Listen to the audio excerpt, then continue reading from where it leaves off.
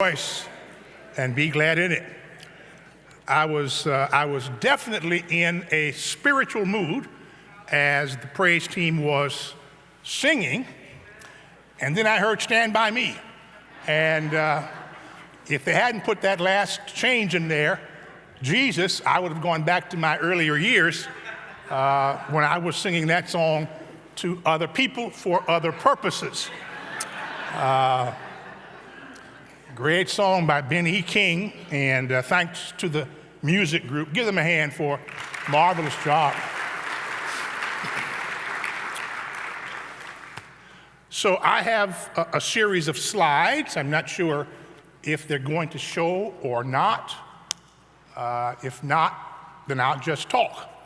But let's see. There we go. Okay. So at least for this morning, I want to talk with you from the 16th chapter of Luke, verses 19 through 22. Now, the passage goes on beyond verse 22, but for purposes of our discussion, we're going to stop there because there is within that tight section of verses the point that I would like to make today. Before I start, let me acknowledge the presence of the bishop and thank her so very much for this invitation to come and share with her in this annual conference. I stuck my head in last night. I arrived late because my flight was delayed, and I caught her in full stride as she was preaching, and I said, wow, wow, wow. So to come behind her is a great honor. Thank you so much for this invitation. To all of the members of the Baltimore-Washington Conference of the United Methodist Church, all the clergy, all the lay leaders, all of the officers of the conference, to my trusted aide and guide, Sister Gross, who has been walking me through this complex of buildings. It's a great joy to be with you again. I was with the bishop at a much smaller event last year, and for some reason thought that event was this event until I saw the crowd last night and said, no, that event was not this event. This is a different matter. So I'm thankful for yet a second exposure to United Methodism. At our school, Colgate Rochester Crozer Divinity School, Methodist students are a significant part of our student body. We are certified by the University Senate to offer instruction to Methodist students, and I certainly bring you greetings from our resident Methodist historian and theologian, Dr. John Tyson, whose books you may know, major scholar in the work of both John and Charles Wesley. So Luke 16, verses 19 through 22, and I want to just talk my way through this passage and call out some points as we go along. So it begins with this. There was a rich man dressed in purple and fine linen who ate sumptuously every day. Now, each one of those phrases needs to be dissected. There was a rich man. Now, that can mean any number of things until you continue to read, because each of the following descriptors tells us how rich. Rich is a relative term until you see it being manifested. So there was a rich man dressed in purple. So the first indicator is that he is dressed in a garment or in garments that were dyed with the most expensive dye. He was wearing purple. Purple was worn either by royalty or by the wealthy. The average person would never be able to afford anything purple. So the first distinguishing characteristic of this rich man is that he is dressed. Now, it didn't say he was wearing a purple necktie or a purple pocket square or a purple scarf draped around his neck. It said he was dressed in robe, all of it purple. So this is the first sign of wealth. And beneath the purple robe, it says, and fine linen. So think Egyptian cotton, think anything that only the richest person could buy, and then see this man doubling up. Purple, fine linen, descriptor. How rich was he? And he ate sumptuously. Now, they could have stopped with just said, and he ate. We all eat. But he ate sumptuously, but he did not eat sumptuously at Thanksgiving.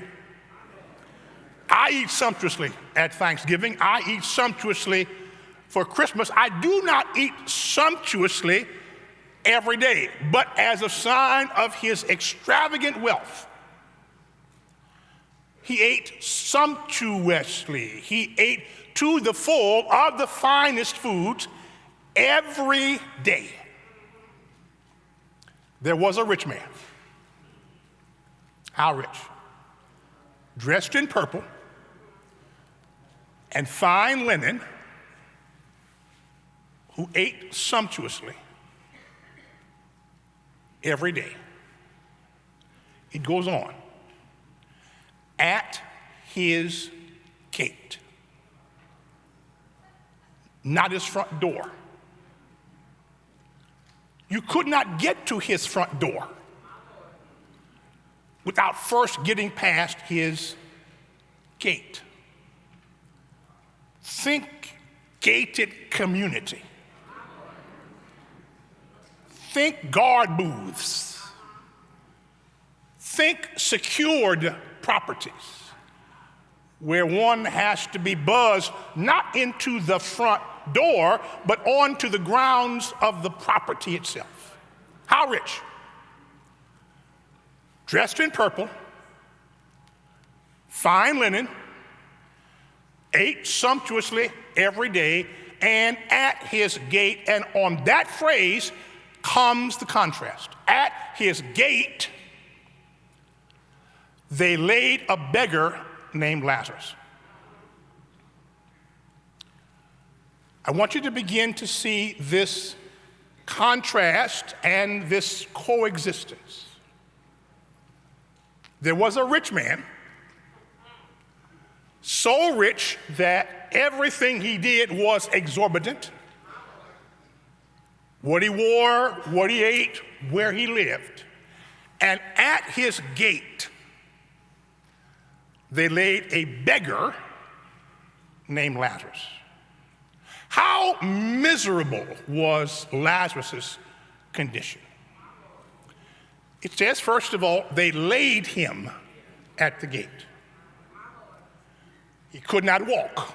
He was crippled, paralyzed, otherwise immobile, and so people had to bring him to wherever it was he was going to be positioned. At his gate, they laid a beggar, perhaps to gather alms, perhaps to be seen by the passersby in the hope that they would take some pity on him. They laid a beggar named Lazarus, covered in sores. Now, I don't think anyone thinks that this was leprosy. Because if it was leprosy, nobody would have carried him physically to this location. So it is some other boils or some Job-like condition, who knows?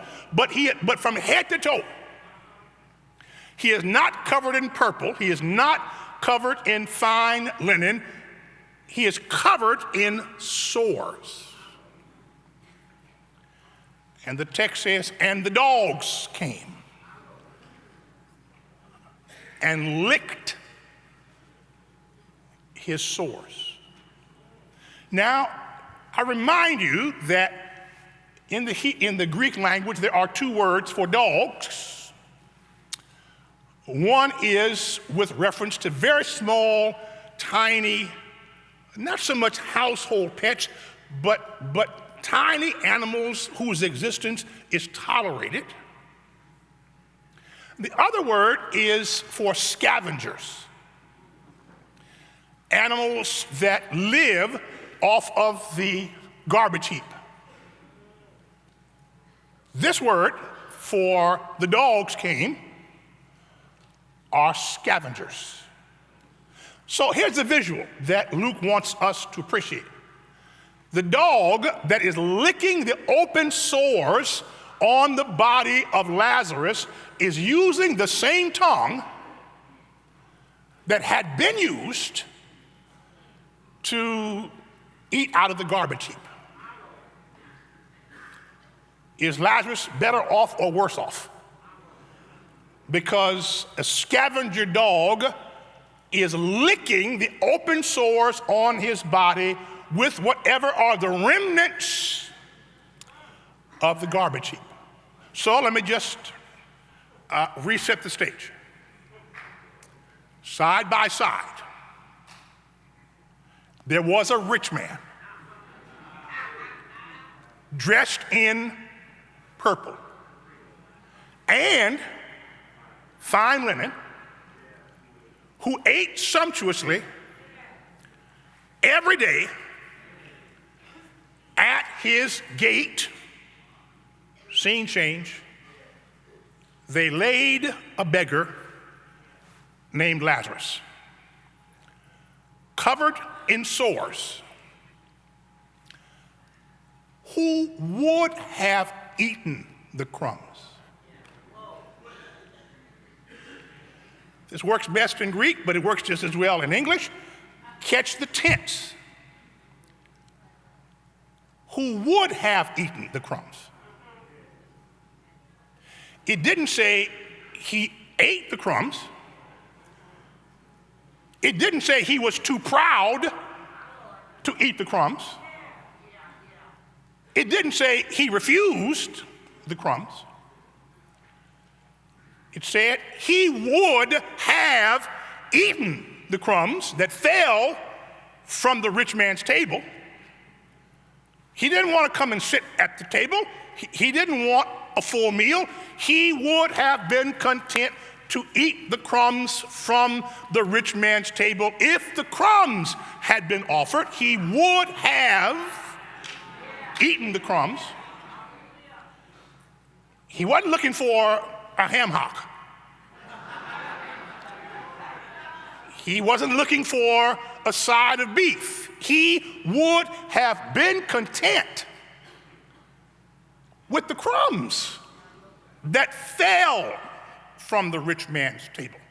This is the accidental food that we don't eat because it slipped off the plate and fell to the ground.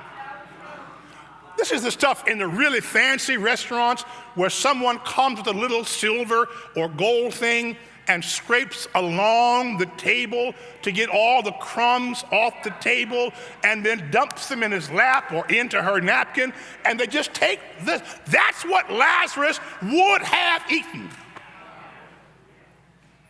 Except it wasn't offered. The text goes on. They both die. Lazarus wakes up in the bosom of Abraham. The rich man wakes up in hell. Now, here is the hermeneutical question. Here's where the theology confronts us. Why does the rich man go to hell? The answer cannot be, in this instance, because he is rich. Because Abraham was rich. Abraham was rich. All kind of goats and sheep and cattle and so forth. So no. So it's not because he was rich, because Lazarus is with a rich man in heaven. So why does the rich man go to hell? And the answer is because he paid no attention. He did not respond to. His eyes were not open, and his heart was not open to the poor man who sat just outside his gate. Think about coming and going. He could not have gotten into his property without passing Lazarus.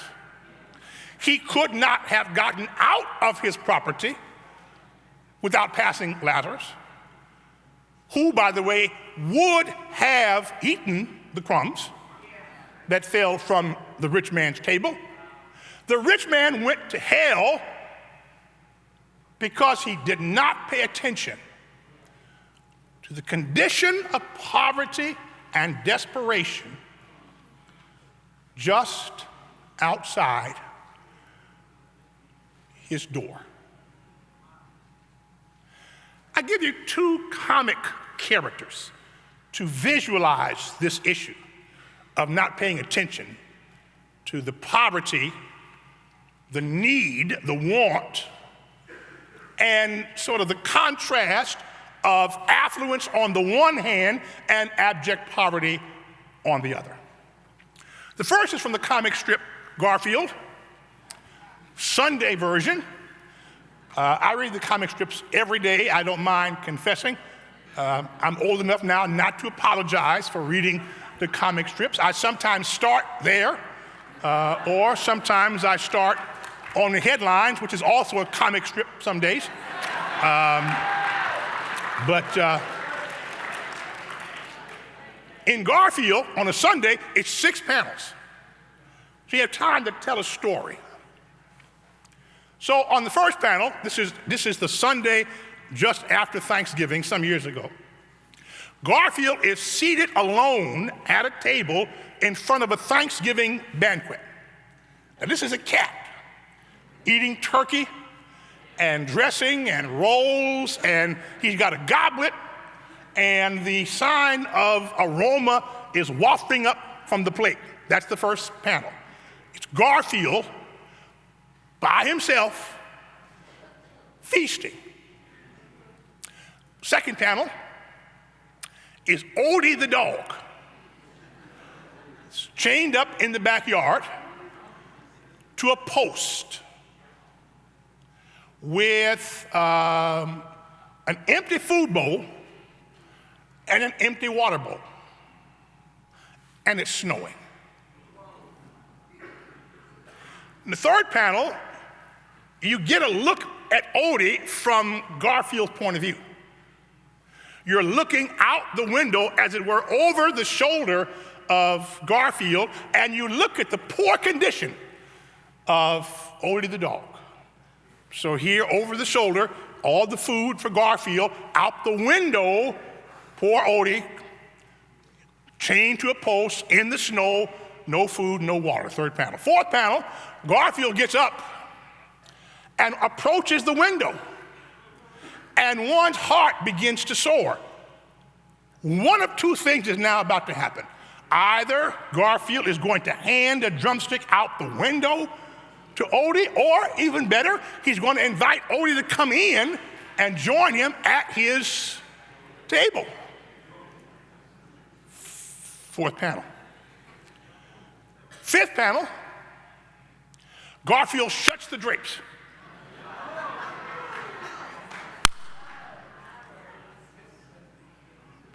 To block out the view of Odie.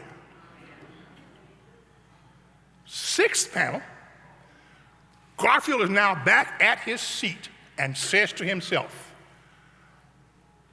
"That's better."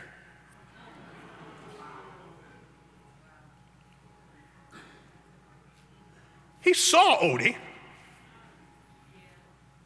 He knew the condition of Odie. He even got a closer view of Odie.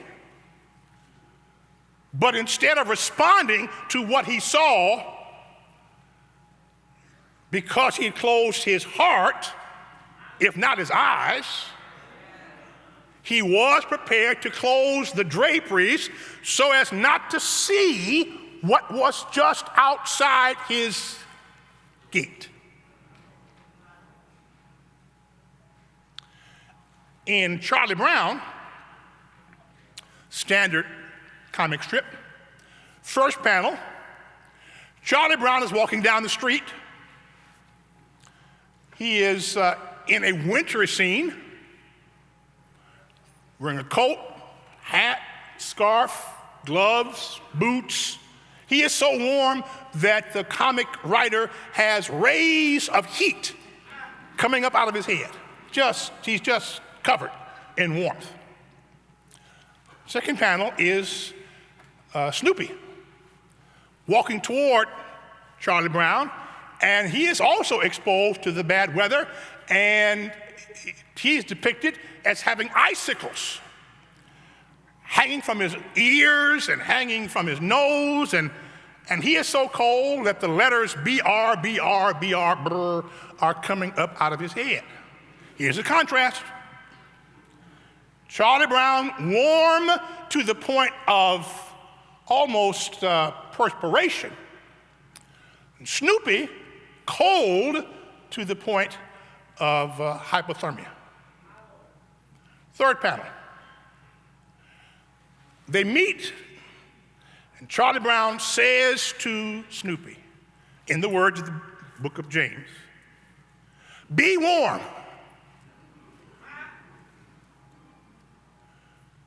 In the fourth panel, there's just Snoopy with Charlie Brown having walked away and a question mark over his head, as if to ask, how do I be warm if you have taken with you your hat and your coat, your scarf and your gloves, your boots and everything else, and have simply left me uncovered but encouraged? Uncovered, but encouraged. Be encouraged, my brother. The Lord will provide. He did with your hat, your boots, your scarf, your coat, your gloves that you kept while you just told me to be warm. There was a rich man dressed in purple and fine linen, who ate sumptuously. Every day at his gate they laid a beggar named Lazarus, covered in sores. The dogs came and licked his sores, and he would have eaten the crumbs that fell from the rich man's table. And they both died, and one went to heaven, and one went to hell, and the one who went to hell because he, in that case, did not pay attention to the suffering just outside his gate. Now, here's my caution for the Baltimore-Washington Conference. Do not let your church, because either of your ministry vision or your preaching, don't let your whole church wake up in hell.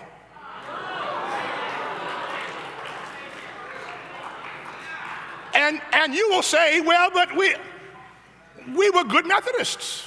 We knew our Wesley hymns and theology. We went through the prayer book appropriately. I was always at church. I was a faithful person in the choir or on the elders board or whatever your leadership structure might be.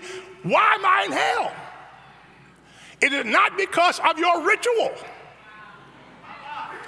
The prophets tell us the problem with ritual of any kind is that we make it a substitute for righteousness.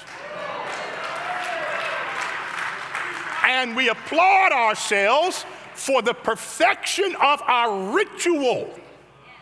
how we pray, how we preach, the garments that we wear, the order by which we proceed through the worship service. We are careful about the tithe. We are careful about the culture. We are careful about the ritual. And the prophets say God does not care. If all you are offering to God is ritual, but you are not paying attention to him, her, or them, just outside the door of your church, you may well wake up in hell. Now you can negotiate from there. You can say, well, now, Lord, see, this, as they say it at home, see, this is what had happened. What had happened was that nobody told me about this. I want to jump ahead, if I could, to a quote from Gutierrez. This is slide 4 for those who are in charge of the slide. I'm going to go ahead. I want you to read this quote from Gustavo Gutierrez, Peruvian liberation theologian, to see whether or not there is any excuse for us not to notice Lazarus. He says all theological inquiry is contextual. Our context today is characterized by the glaring disparity between the rich and the poor. No serious Christian can quietly ignore this situation. It is no longer possible for someone to say, well, I did not know about the suffering of the poor. Poverty has a visibility that it did not have in the past. The faces of the poor must now be confronted. You might have said, in a world before there was cable news, 24-hour news cycles, when the suffering of people in abandoned locations, whether rural locations in this country or remote locations someplace else, you might have been able to say, well, I did not know that poverty was as bad as it is. But Gutierrez's point is you cannot say that today. We have seen it. We know people who are struggling with that. The problem is that having seen poverty, having seen economic injustice, having seen wealth disparity, we have made a conscious decision to go to church and worship. On the way to church, many of us pass through places of poverty. On the way from church, on our way to brunch, we drive through places of poverty. So we go to church driving a $35,000, $40,000 car, wearing an outfit which probably, at the very least, cost us $1,000 head to toe. And we're dressed in purple and fine linen. And we go to brunch, and we pay $50, $60 plus tip for Cracker Barrel or Cheesecake Factory or whatever. And when the mission plate comes along, we take out a $300 Mont Blanc fountain pen to write the Lord a $10 check.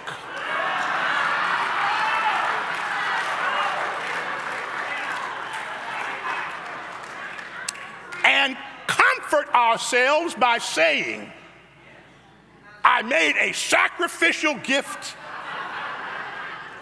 to the poor. No, you didn't. You didn't even give the poor the crumbs that fell from your table. Here's a quote from Martin King. I'm back on slide 2. This is from his 1963 I Have a Dream speech. This is the part of the speech that nobody wants to quote. Boy, we love that end of the speech. I have a dream. That was perfect. That was perfect rhetoric. That is just flawless rhetoric. We call it I have a dream speech because it's projected outward. This is what I hope will happen someday. We overlook the beginning of the speech, which was much less, sort of endearing. It was much more confrontational. He said in 1963 that African Americans, and I would now say many other groups, live on islands of poverty in the midst of a great sea of what he called material prosperity.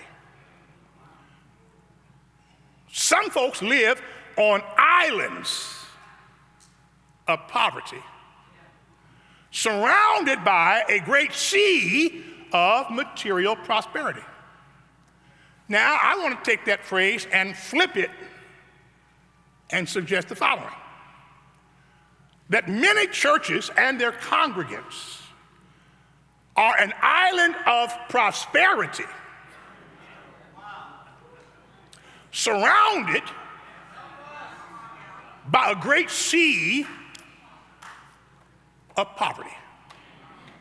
The contrast between the folks who go into the church and the folks who live in the neighborhood around some of those churches is so startling. It is a Luke 16 revelation. Slide 3. There are one of three options. One is that this is taken from my book, Where Have All the Prophets Gone? Many Christians worship in immaculately maintained churches that are situated in neighborhoods that look like bombed out war zones. The church is spectacular.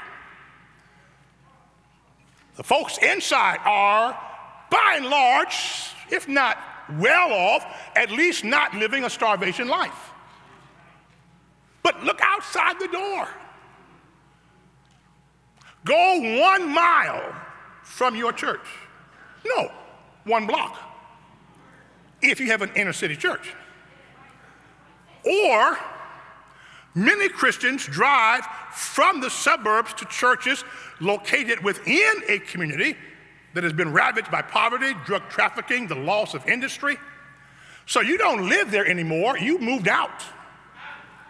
You are George and Louise Jefferson. I'm moving on up. But who or what have you left behind?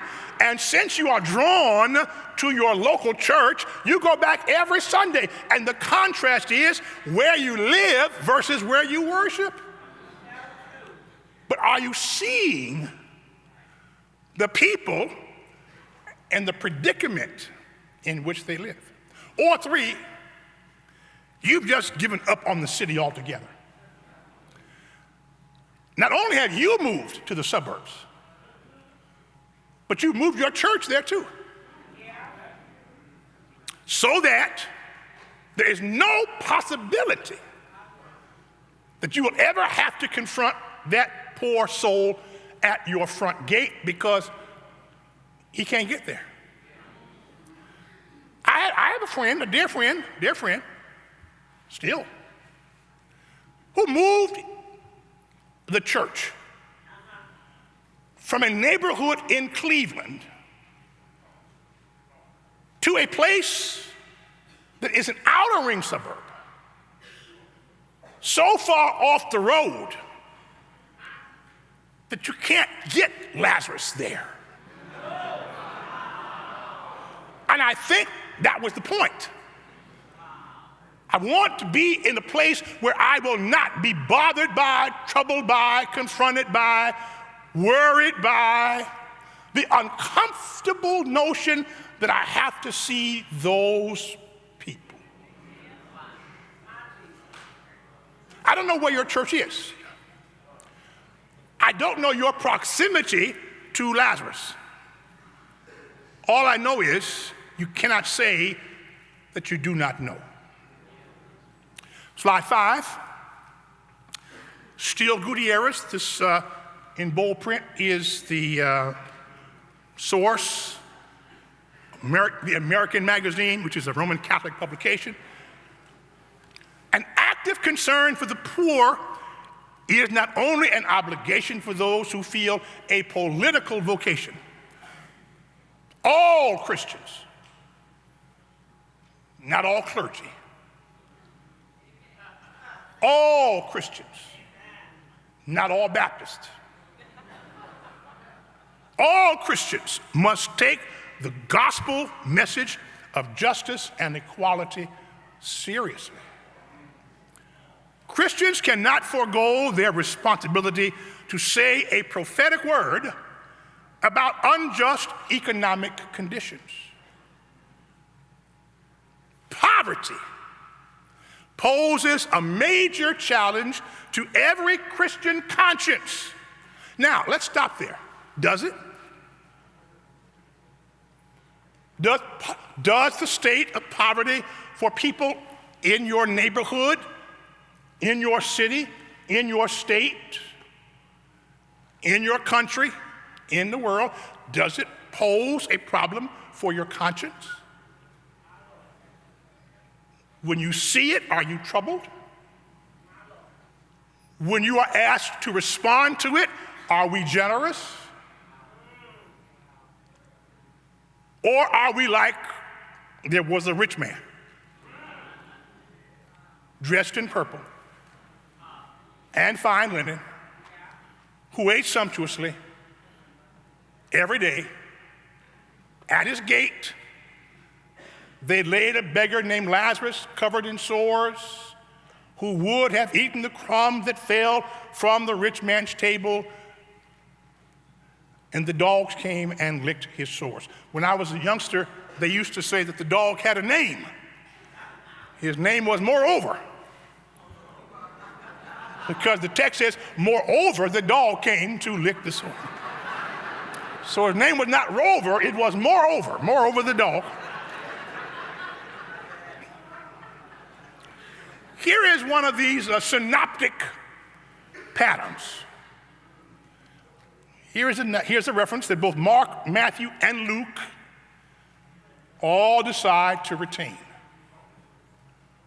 in almost precisely the same language pattern. It is easier, but not impossible.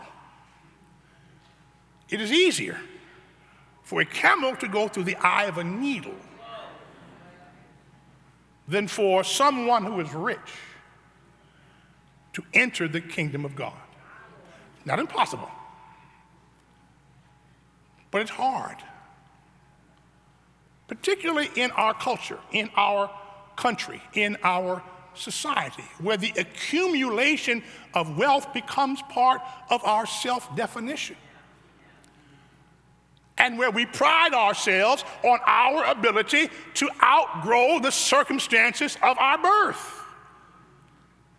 And we say to others, I pull myself up, why don't you pull yourself up?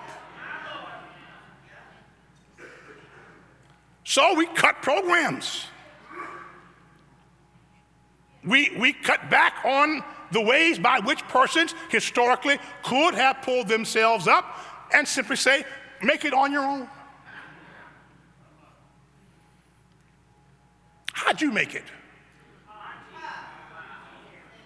If you weren't born with a silver spoon in your mouth, then I suspect someone helped you to get where you are today. Now, I was born in poverty. I was born in 1948 on the south side of Chicago. By the age of 10, my father had left us. My mother was left to raise 2 sons. My brother was so desperate to get out of our environment that he spent 26 months in Vietnam because he said he felt safer in Vietnam than he felt at home. First 13 months, he was drafted in. The next 13 months, he volunteered for it. He didn't want to come back to the South Side.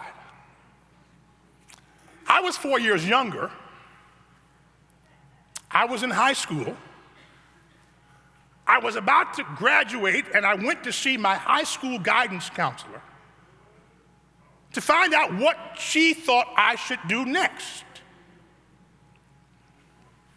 I had reasonably good grades, and she was telling people of much lesser academic achievement than I had that they should go off to college. Of course you should go off to college.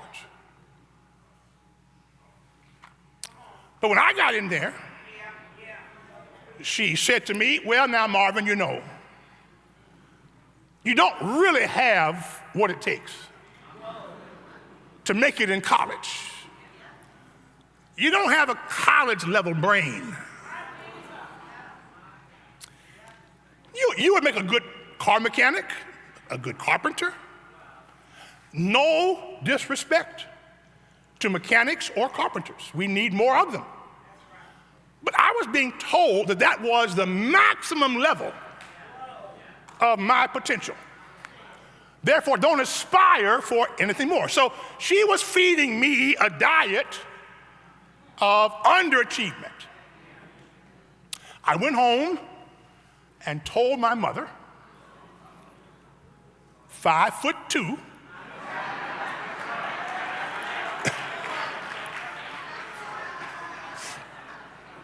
to stop the college savings fund. Now, it wasn't much in those days. A course was $33 a credit hour. But, okay, so was our income. So, okay, we didn't have any money to go to college, but she was saving bit by bit. I was working night and day trying to go to college. I said, we should just forget it because the guidance counselor told me that I don't have a college-level brain. And then Mama kicked in. And she said, well, now let me see.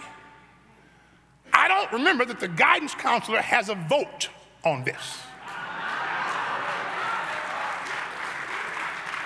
I don't see her around the table. I don't see her at bedtime. She's not a part of the household. She gets no vote. There are only 3 votes on this, she said. I and your mother, I got a vote. I vote yes. You are my son. I'm telling you, you're voting yes. God has a vote. God told me God is voting yes. So let's just go on and we'll see what happens. So off I go to college with no brain. And I graduate. Brainless. Like the scarecrow in the Wizard of Oz. I go to Union Seminary and Columbia University and graduate. No brain. I get 2 earned doctorates. Brainless. When I got the first one at Princeton Seminary, on the stage of Dodge Chapel on the campus of Princeton, I'm coming across the stage with my cap and my gown to get my hood. Now, I'm from the south side of Chicago. I'm on the Princeton campus You know I'm doing the South Side strut. You know it.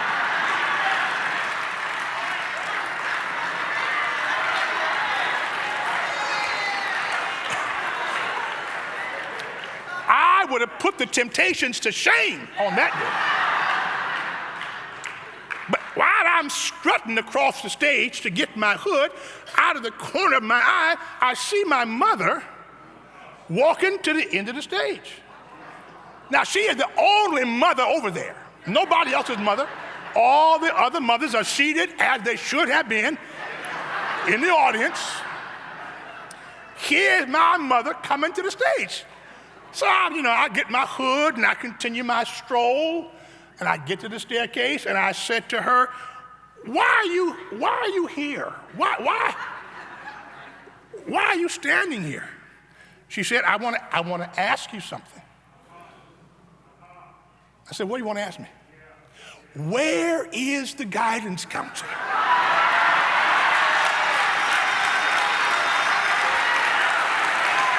Who told us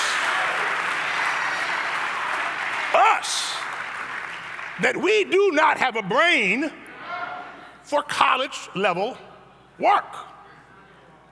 Here's the point. People who are born in poverty, people who are born with deprivation, people who are born into circumstances from which it may appear there is no way out, can, with someone's intervention, with someone whispering a word of encouragement to them and not giving up on them because of the environment in which they were born, they might grow up one day to give a talk in front of the Baltimore-Washington Conference of the United Methodist Church.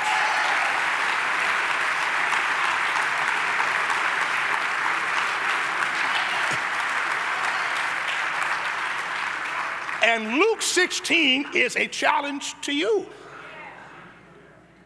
to go home to your home church and look outside your window and see who or what is there. Now, it might not be an African American face. It might be a migrant Hispanic food laborer in a field. It might be some Native American group living in the shadows where we have conveniently forced them. It might be people whose problem isn't so much poverty. They may have everything the world has to offer, but there is another kind of poverty. You know, there is the poverty of low expectations. There is the poverty of overestimating yourself in relationship to the rest of the population. You are poor in your assessment of other people. Who is outside your window?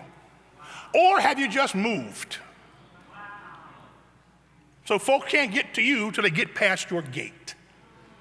You cannot run from poverty.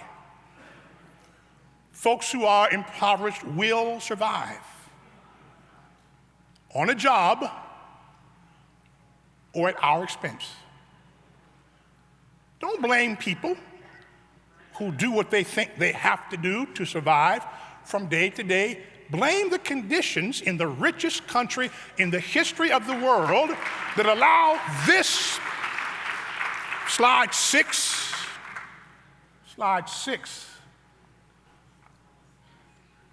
Read slide 6. The United States ranks second out of 35 developed countries on the scale of what economists call relative child poverty.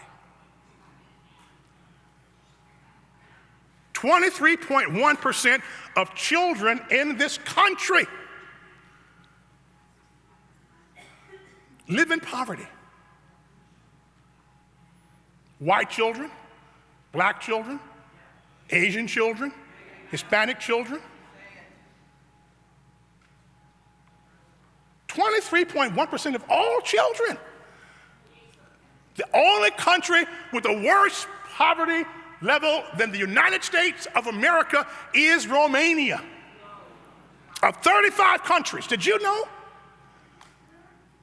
Now, Marian Wright Edelman, writing for the Children's Defense Fund, says, we are an exceptional nation. You've heard that phrase, America is an exceptional, we are an exceptional people. And we say that phrase in order to build ourselves up. We are an exceptional. In fact, some say we are the exceptional nation. She says, yes, we are. We are exceptional in our tolerance of people living in poverty. We accept it. I live in Rochester, New York. 50% of the children in poverty, in Rochester, live in poverty. 1 out of every 2 children. Why can they not read? Why won't they be still in class? Why is their attendance so sporadic? Well, you try living in poverty. You try this on for size. This is what poverty looks like. An individual living in the United States of America on $12,000 a year or $1,000 a month or $33 a day, or a family of 4 living on $23,450 a year. Now that's just regular poverty. Then there's extreme poverty, where 1.65 million Americans live, some of them in churches near you. They live on half of the poverty line. So they live on $12,000 a year or $1.90 a day in America. And then there is concentrated poverty, where we put all the poor folks together in neighborhoods and zip codes, and we wall them off so we do not have to see them and can drive around them in conveniently structured highways that prevent us from ever having to see the problem. But they will pop up. I bet you that some of you live in areas where there is a not in my backyard unwritten rule. We certainly want to have affordable housing for the poor, but not in my backyard. We want to have programs for the needy, but not in my backyard. Put it and them somewhere else. Here's why we have, and I want to stop with this slide. Here's why there is such a problem. We tolerate a steadily expanding wealth gap. The CEO, Starbucks, CVS, McDonald's, General Motors, all of these major companies earn in 1 hour what their workers earn in 6 months. If you earn $13 million a year, which is low for some CEOs, but your worker earns $40,000 a year, you will always get bigger and bigger and better, and they will never catch up, and that's if they can earn $40,000 a year. In my county, Monroe County, in New York State, we have 10,000 home health care workers. The people who come to your house after you leave the hospital to clean up after you, change your sheets, change your clothes because you have spoiled yourself. They are $9 an hour. We have just passed a law to pay fast food workers $15 an hour. We pay $15 to put a hamburger into your mouth. We pay $9 to the person who cleans up the hamburger you could not control when it comes out.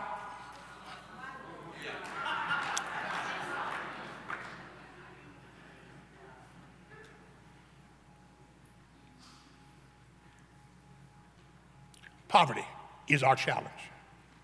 I'm not saying it's the only one. I know that you will have other things to discuss today, other challenges. So I'm not asking you to clear the deck.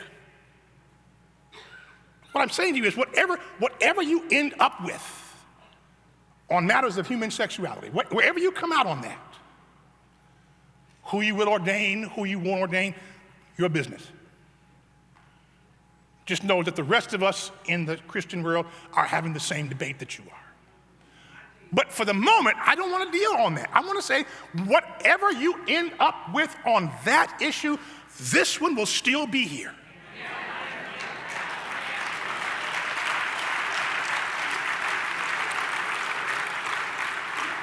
So, there was a rich man, dressed in purple, fine linen, ate sumptuously, every day. At his gate, they laid a beggar named Lazarus, covered in sores. The dogs came and licked his sores. He would have eaten the crumbs, but they weren't offered. They both died. The poor man goes to heaven, the rich man goes to hell.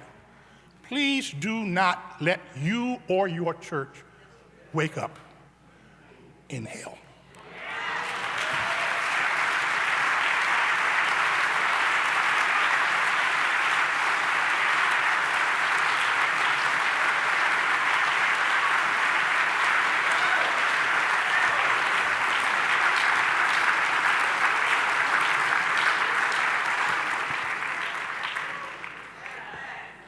It's worth getting up early in the morning. Didn't our ears burn as that gospel passage was opened to us in an intentional way, that we then might be opened to live more intentionally into the passage? If you would like to continue being fed by this noted scholar and theologian, some of his books are available: The Making of a Preacher, 5 Essentials for Ministries Today, and Be My Witness, The Great Commission for Preachers. Please see Olivia Gross, and she will direct you to how you might purchase these. When he came to see us last year for the Recall Summit, I will tell you, I purchased every book on the table, and they have served me quite well. And so I commend them to you and your reading, and then to your preaching and to your laity. May we say once again, thank you to Reverend Dr. McMickle for feeding us in that way.